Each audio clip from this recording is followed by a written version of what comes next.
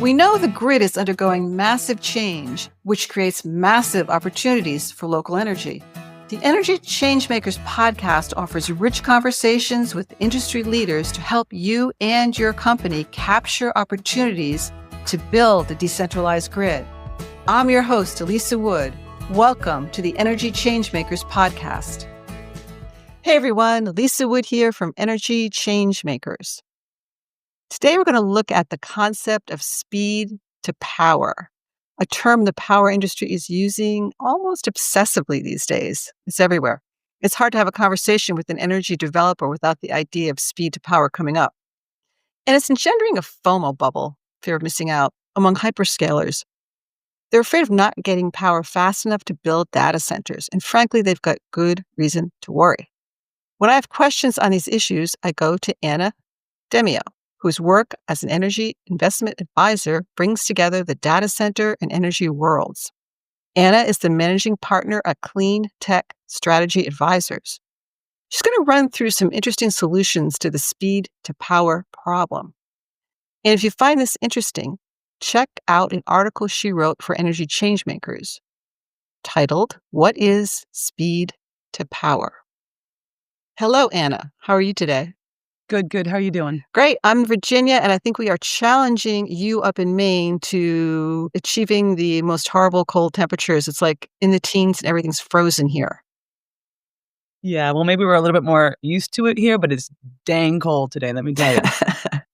So thanks for being on the show. You have a distinct expertise in the energy arena. And I'm always curious about how people sort of get to where they are, these kind of specialized niched areas. So tell us a little bit about your career journey. How did you come to be someone talking about speed to power today on Energy Changemakers?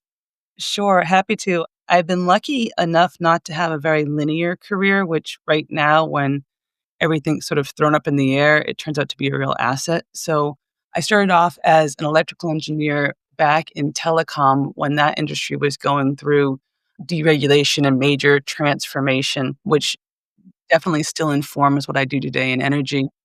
I was also right out of college as an electrical engineer. I went into startup world and definitely got the startup bug.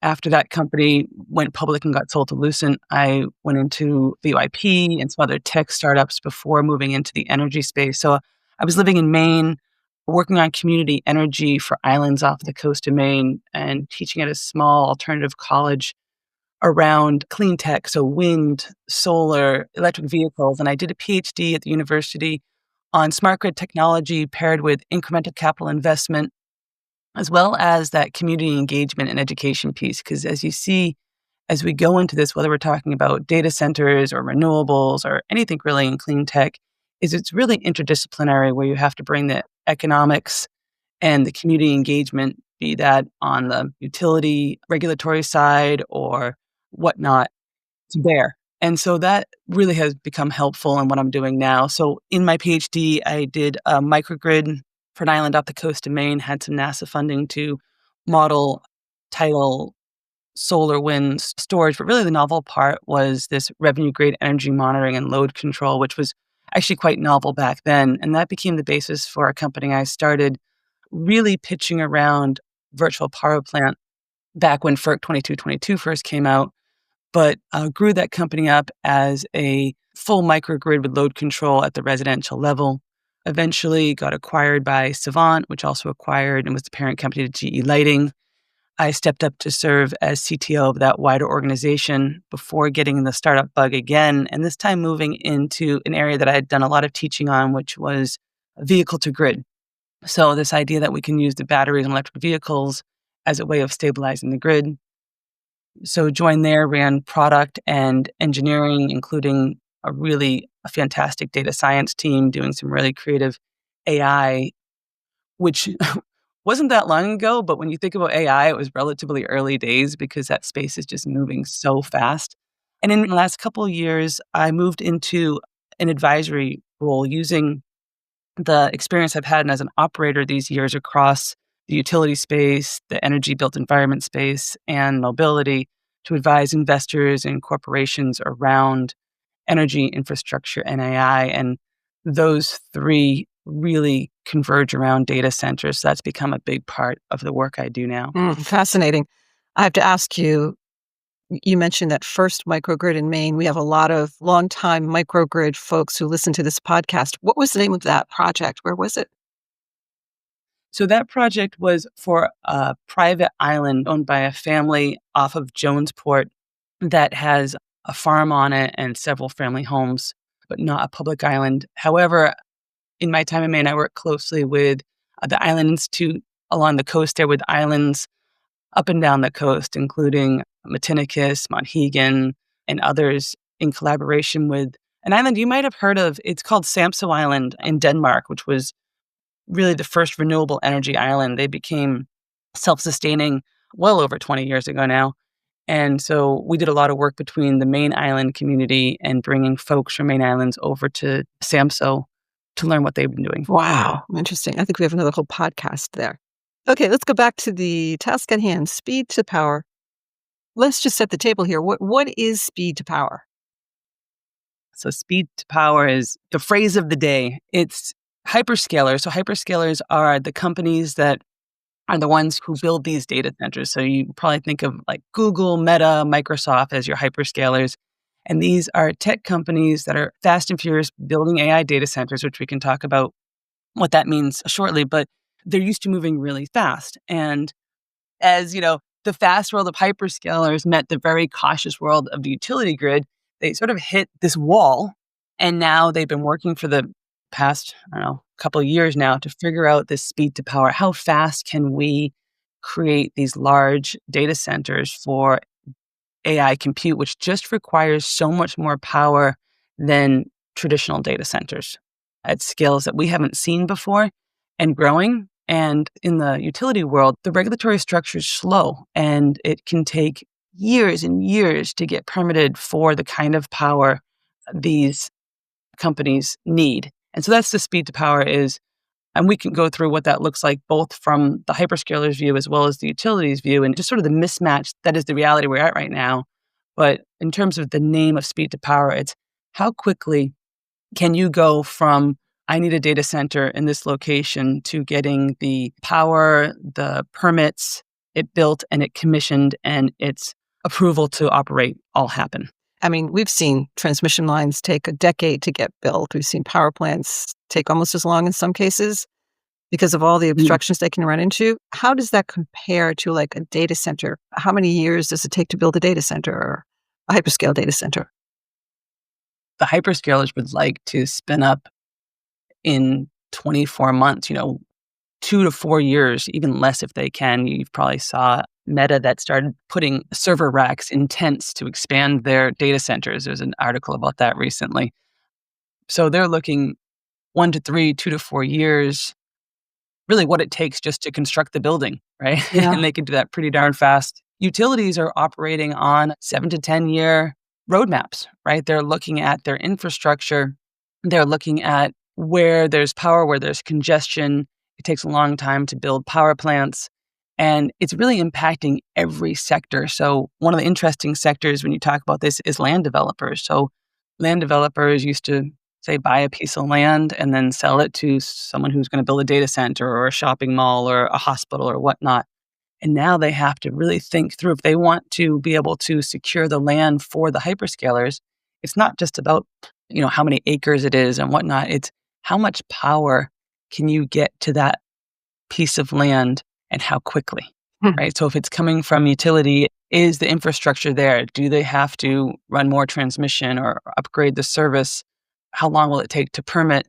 And then a lot of interest is now in how can you augment what the utility provides in order to get that speed to power? So are there things like solar and battery or other solutions that will augment the grid if the grid can't deliver it? So it's interesting because it seems like what's happening now is that there's a real economic value to being able to access grid power. It's not easy everywhere in the country. There's a lot of congestion in certain places, so you just can't get on the grid very easily. So it's an economic value.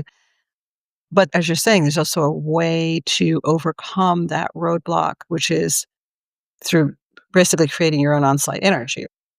I mean, it's such a fascinating time to be doing this. So I advise and have been part of a lot of the EV charging companies. And for as long as EV charging has been growing up, there's been this strategy of, say, a 5-state strategy or a 6-state strategy, which basically means you can't deploy EV charging across the country uniformly, partly because the demand's not there, but partly because of the mismatch that is our utility grid, right? The hodgepodge of regulatory structure such that some places are easier to get the interconnection, more favorable rules, and or a lack of congestion or an excess of available power.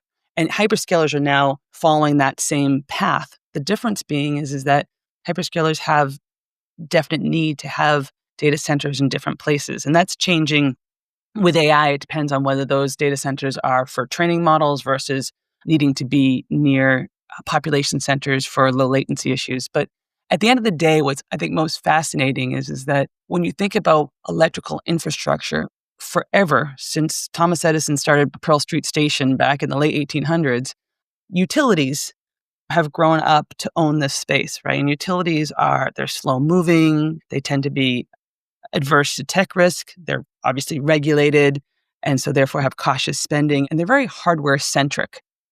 They're used to big switchgear. And then in comes hyperscalers like a flash in a pan, and all of a sudden you have this exact opposite customer type. You are used to very fast development cycles, much more tolerant to tech risk, not regulated, willing to spend money as we've seen. And also interestingly, they're very software centric. That's another piece of this that comes into play when you think about these different solutions.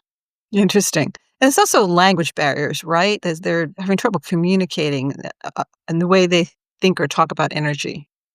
Oh, absolutely. I mean, especially in the early days where you think about a hyperscaler coming to a utility, for example, and saying, hey, we need 500 megawatts of firm power. And so in their mind, that means, I say firm power or 5 nines of reliability.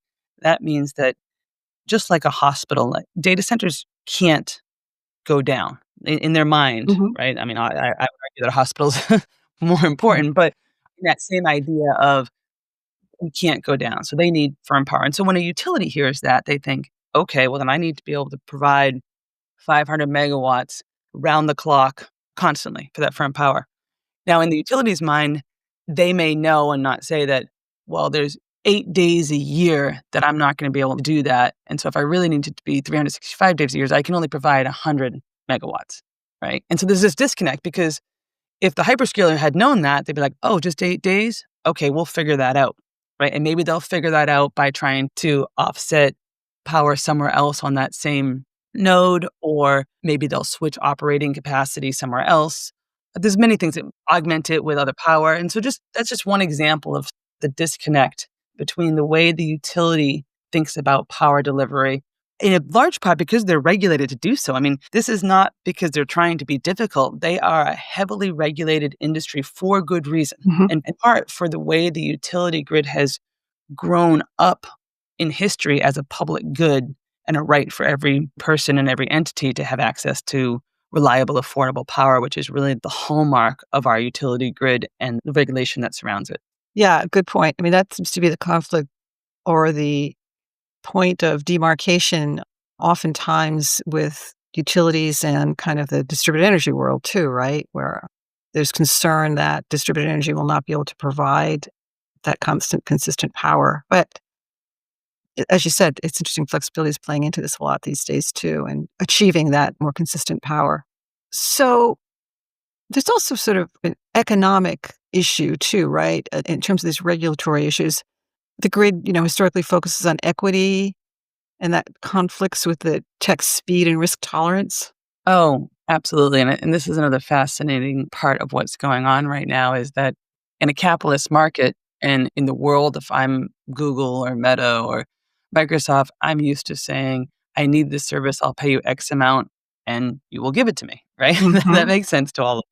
And in a regulatory structure, the way it works is that public utility commissions are state by state. Every state has a public utility commission, and they're tasked with making sure that power is affordable to all and not one part of the customer base or population is subsidizing another, Mhm. right? So you can't have people come in and let's say, for example, give opportunity to hyperscalers or maybe even wealthier people and have a larger portion of maybe lower income having to subsidize that effectively. And so this is so ingrained in how our system intentionally was set up to do this. And one of the concerns is that, so for the past several decades, as you know, load growth has been flat or almost flat, right? Utilities haven't had to really deal with this on this scale. And now what we see is this incredibly sharp rise of demand coming up. They're expected that data centers in the US alone are almost 200 gigawatts are projected over the next 10 years additionally. And even if that is overblown by half, it's still more than utilities have seen in decades. And the utility space just doesn't move that fast. So while the hyperscalers are willing to throw money there, the utility's like, well, if we give it to you, we can't give it to somebody else, Mhm. right? So that's the problem. And even if you're willing to pay for it, it's going to impact rates, it's going to impact reliability, and they're charged with protecting that. And you're already seeing this impact the increase of rates, especially residential rates in utilities and utility costs across the country. Another piece I want to just throw back in there that you mentioned is this idea of distributed energy and managed power. As you know, the grid has always been this generation following load model since the early days of power, which means that we all use as much power as we want whenever we want, and utilities ramp up and down generation to match that, and they're very good at it. But in recent years, in the past couple decades, there's been this move as we've had more distributed energy and also the intelligence to manage loads, be it at the thermostat, the hot water heater, the breaker level. There's more and more of this load management. And this is something that hyperscalers, this is like, but of course to them, right? They're like, this isn't new. Of course we should be managing load to match Mhm. power. Those two things at play. You have both the economic piece and then this paradigm shift from generation following load to the ability for load to follow generation. Is that something utilities are nervous about? Are they worried about, maintaining reliability? Will these data centers perform as they say they will in terms of demand management? I've been doing load management for a long time now, and I've seen a warming up to it. I mean, as evidenced by the companies in the space now doing demand management, be it Leap or Energy Hub, or there's a whole bunch of them, Virtual Peaker. But certainly there's an abundance of caution in this idea of load management of how do we think about this as a utility? We're used to the way our model works is we build power plants. We know how to do that. We get compensated effectively for that. It works in our language, right? And then along comes this demand management side of the house. And not only is that there that uncertainty, as you mentioned, like, will they really curtail when they need to? But it also doesn't quite fit into the way they're used to doing business, the way they're used to using revenue or expensing capital expenditures. And so it's been an evolution over the past couple decades to get this far. And I think that hyperscalers entering the scene is just making that move so much faster, Interesting. which could really be seen as a good. I mean, I think that there's, like anything, that there's a lot of good here in this push to bring the grid into this century in terms of moving a little faster, incorporating more technology. But I also think it's healthy that it's paired with some amount of caution because it's incredibly important for everybody's health, safety, and the economy to get it right. Yeah. I mean, we've talked a lot about sort of the utility side of this and maybe how utilities are a little old fashioned in terms of dealing with hyperscalers in this new age and have reason to be, honestly, because as you said, they have to keep the lights on. But what about Yep. the other side of the coin? Are you seeing this drive for speed to power, this concern about not getting power quickly enough?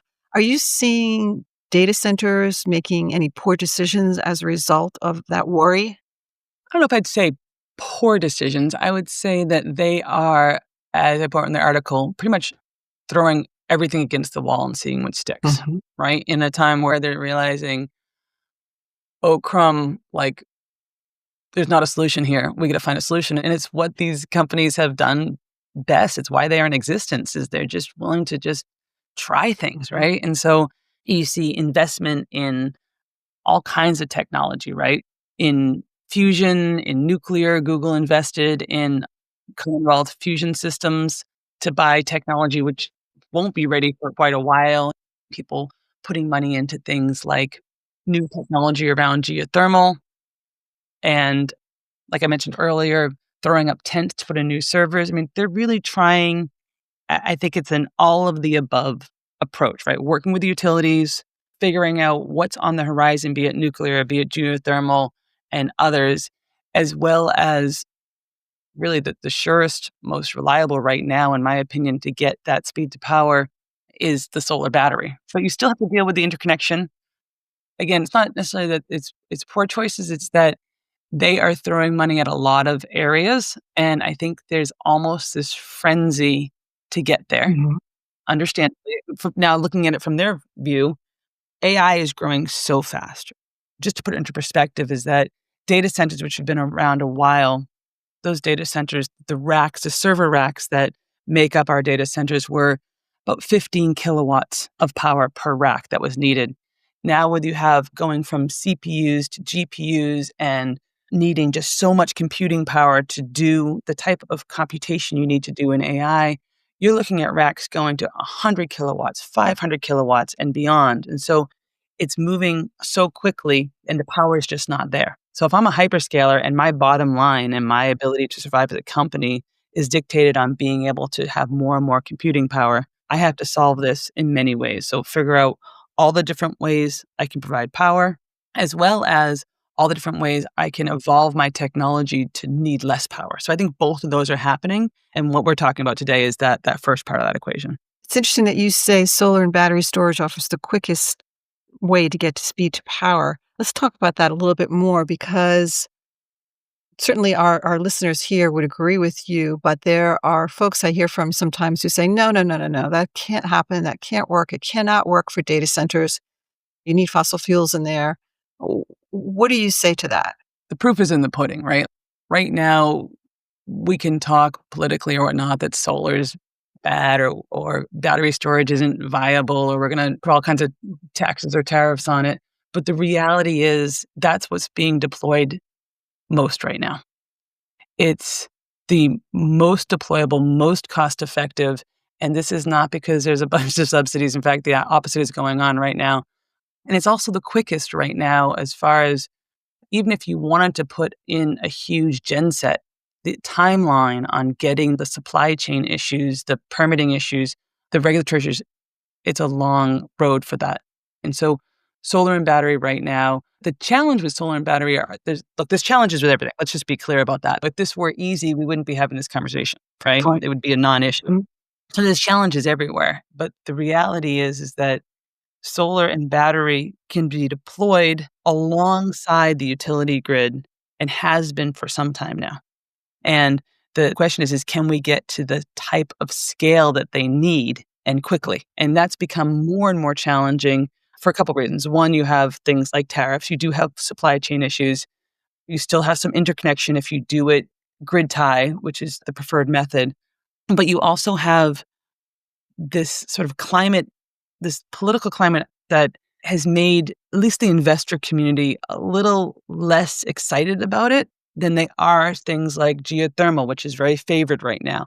And so there's a little bit of that going on as well, that people are cautious to put money and investment in things that are not politically popular right now. But I think, in my opinion, and one person's opinion is that I think that's a blip in time. I think at the end of the day, the economics and the practicality will win out because AI is such a necessity if you want to be competitive globally. Interesting. You brought up geothermal too. I've been curious about that. I'd love to have your take. I mean, tell me if I'm wrong here.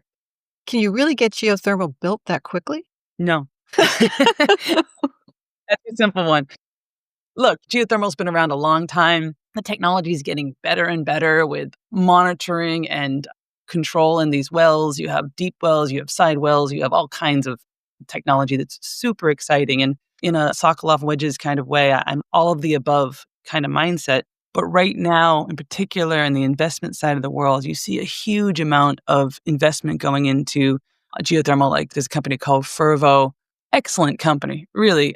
But they've seen almost $1 billion in investment. And you got to think like, is that going to pay out? there's a point where no matter how much more money you put in, the reality is still the reality of how long it takes to build this equipment. In terms of that speed to power, right? So if we're looking 5, 10, 20 years out, we have a lot of solutions at our disposal, and we should invest now so that those solutions are cost effective and technology proven by then. Absolutely.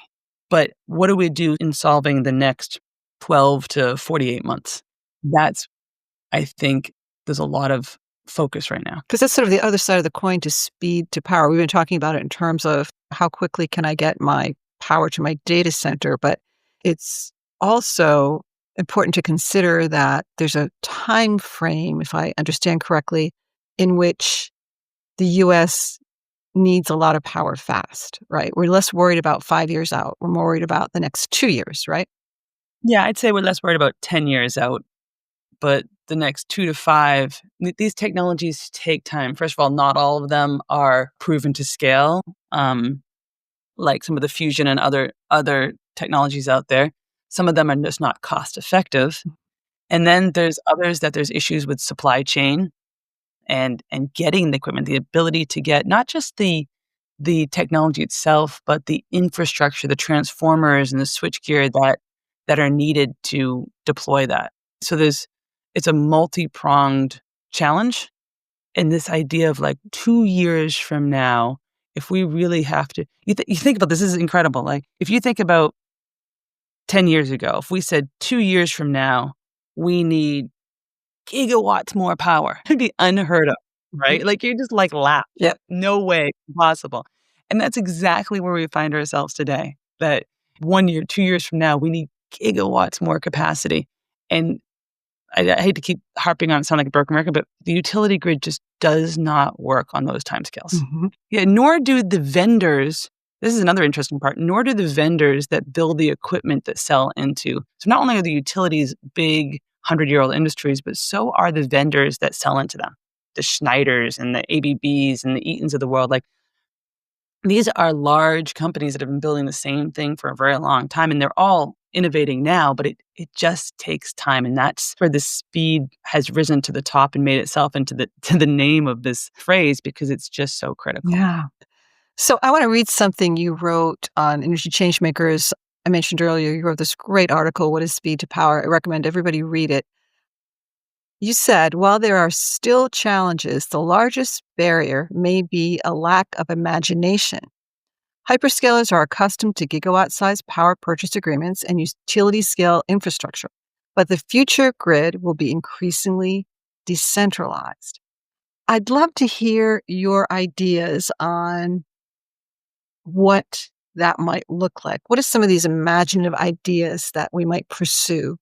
Sure. So back in the inception of the grid, there was these famous current wars between Edison, the inventor, who championed a DC grid, and Westinghouse, the businessman who championed an AC grid. And the AC grid won out as a centralized grid really because of the transformer, because you could manipulate AC power in a way that it could go long distances. And so now as we go into a world where you have solar and battery and you're looking for lots of power localized, you're seeing more and more decentralized. Solar, wind, batteries are making our grid more decentralized. And now along comes data centers, and we're going to fast track that even more. And we see that with a lot of hyperscalers looking at things like really thinking about going back to DC, back to Edison's DC, arguably at higher voltages, 400, 800 volt DC, which just changes the equation. And that's where the imagination comes in, is that when you think about this decentralized grid, and if everything really is on the table, which it absolutely is, certainly what we talked about earlier, microgrids, battery, solar, that's decentralized. Managing load at the breaker, at the device, or at the server level, that's decentralized, right? That's not one power plant way off in the middle of nowhere coming down long transmission lines. And the thought experiment I put into the article was around vehicle to grid. And that's an area, as I mentioned, that has been sort of near and dear to me for a long time. And it's been around a while, but it's such, to me, low-hanging fruit because this is not a technology question. That technology is here today. It is really about an execution and regulatory structure that has been hindered by the utilities for so long. But along comes hyperscalers, and with a little imagination, you could see solutions really quickly around vehicle to grid. And what I found encouraging about this is that you think about the utility sector, the utility grid, and the auto industry. These are two industries. They've both been around for over 100 years. They're both foundational to our way of life and our society. And they're both changing drastically right now. And those changes could be more destructive, but they can actually unbelievably be complementary. And so we have a real opportunity to leverage this move towards electrification of vehicles to a way to provide power and stability to a decentralized grid. And that is the thought experiment I walk through a little bit in the article. That fascinates me on so many levels. That the idea of these two massive industries, these two sort of basic services to society, transportation and electricity, coming together into one, to me, just suggests massive efficiencies once we get it figured out. Because suddenly we're using this vehicle for more than one thing, right? It's part of the electric system and it's also part of the transportation system. So when you envision this, is it a virtual power plant situation where like fleets of electric vehicles might be able to be used to perhaps offset the need of power on the grid by data centers? Absolutely. So there's a number of vehicles on the market today that are V2G enabled and V2G ready. And I think that the barriers are as follow. The first thing and I've talked to hyperscalers and I said, talk about this like, well, wait a minute, cars drive away. We need firm, reliable power and cars drive away. Right? And that's true. They do, right? But the reality is that there's just so many cars, right? So there's almost 300 million light vehicle cars on the road today, just in the US, and around 6 million of them are EVs. And at this trajectory we're going right now, we're looking at in just 5 years' time, having 30 to 40 million EVs on the road in the US, right? So that's an incredible fleet of vehicles. And as far as them driving away, it's analogous to the demand response programs and DERs we have around thermostats and hot water heaters, things that they've been doing in places like Australia and New Zealand for decades, is that in the thermostat scenario, it's not that every thermostat can be curtailed all the time. It's that when you have enough of them and you aggregate them, you can guarantee with pretty high certainty that you're going to be able to curtail the load appropriately. Not everybody drives away at the same time. Exactly. Now, when you look at the numbers for how we drive our vehicles, how often they are parked, how big their batteries are, that's the other part, is that battery technology is just getting so good that even if you were to use a small fraction, say 10 kilowatt hours of a 90 kilowatt hour battery, and you were to use just a level 2 charger, pull something like 2 or 2.5 kilowatts out over 4 hours, right? You have the ability with a very small percentage of the electrified fleet to provide utility scale power, half a gigawatt type power to data centers or to utilities. And so what's so encouraging about this idea is that what it comes down to is that the reason why this has been so challenging for the automakers is automakers have come up against the utility space, and utilities, like I said before, are very cautious and don't really know how to work with this. Whereas data centers and hyperscalers, you could picture a world where they subsidize me and you buying an electric vehicle as long as we're willing to give them access to, instead of us being able to have a range of 100 miles range, I'm okay with an 80-mile range if my lease is pennies on the dollar, right? You can start to see that scenario. The other red flag that comes up is people will say often, batteries still need to be charged, so you still need the power. So it's not really creating that power. But the reality in the US, and this is very geographical, we have an incredible amount of solar and wind now, utility scale solar and wind. And there are tens of terawatts of power that is curtailed because there's a mismatch between, say, an excess of wind at night in Texas versus the load, or solar in the middle of the day in California. And so there is an incredible amount of power that is being curtailed that could be utilized into our vehicle fleet that could then turn around and power our grid and our data centers. Yeah, and that really speaks to also why the data centers would be more attuned to the idea of using these virtual power plants of electric vehicles, Because it's really a math problem, right? It's really an AI or a software problem more than anything Right. else. True. I mean, it's the irony here is that the AI that they're trying to build is key in managing and optimizing a distributed fleet of electric vehicles. So we think about virtual power plant. A lot of people think about virtual power plant as stationary, right? So you have batteries, you have wind, you have smart devices, and that virtual power plant needs to be managed and optimized. Absolutely. But the hardest problem to solve is the virtual power plant that also has a mobility factor in it. So as soon as you take your distributed energy resources and you let some of those, you let my car go from my house and then drive to an office, and you're changing both where you can discharge your power and where you need to supply power to. So you've just made that problem exponentially more difficult, but not too difficult for AI to solve. You can actually leverage that AI and people have and companies have to be able to solve these problems and build virtual power plants that have this mobility component. The moving virtual power plant. I think you've just identified a new product. Is V2G. V2G is a moving virtual power plant. And this is not a matter of if, it's a matter of when. And it's been going on for decades. We're saying how all the solutions we want in 10 years have to be invested in now and in order to be able to scale and have the technology and the economics work out. Well, vehicle to grid has been around for decades and there is proven technology. Right now, we really have to work on the business model and the regulatory structure to make this work. And those are places that I think hyperscalers could really partner with the auto OEMs and get some really quick traction on. Look, I'll never say there's just one solution, right? It's always going to be an all of the above. But the point of the article is that while we're throwing everything against the wall, let's open up and be more creative. Let's not just think about the old ways of thinking about power generation. Wonderful. Let me ask you one more question. You've touched on this, but how crucial is it that we achieve this speed to power? Some people argue, as you mentioned, that maybe there's not as much demand as some of those utility figures that are out there. Maybe the demand isn't as high as some of the projections. What do you think about that? And how crucial is it that we get this stuff built soon? That's a question that's asked daily.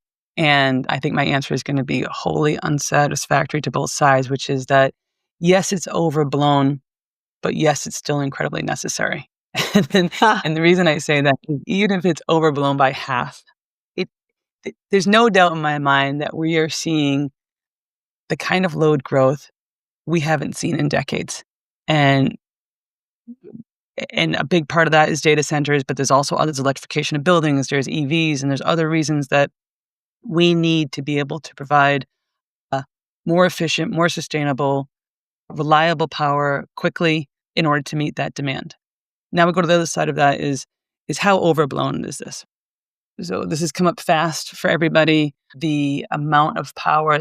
So you look at the NVIDIA chips, for example. NVIDIA is just one of the chip manufacturers, but their trajectory of how quickly they've been able to create densely packed technology for the GPUs that have moved these racks from, like I said before, from the 15 kilowatt range to the hundreds of kilowatt range is incredible. And the amount of processing power AI needs is staggering.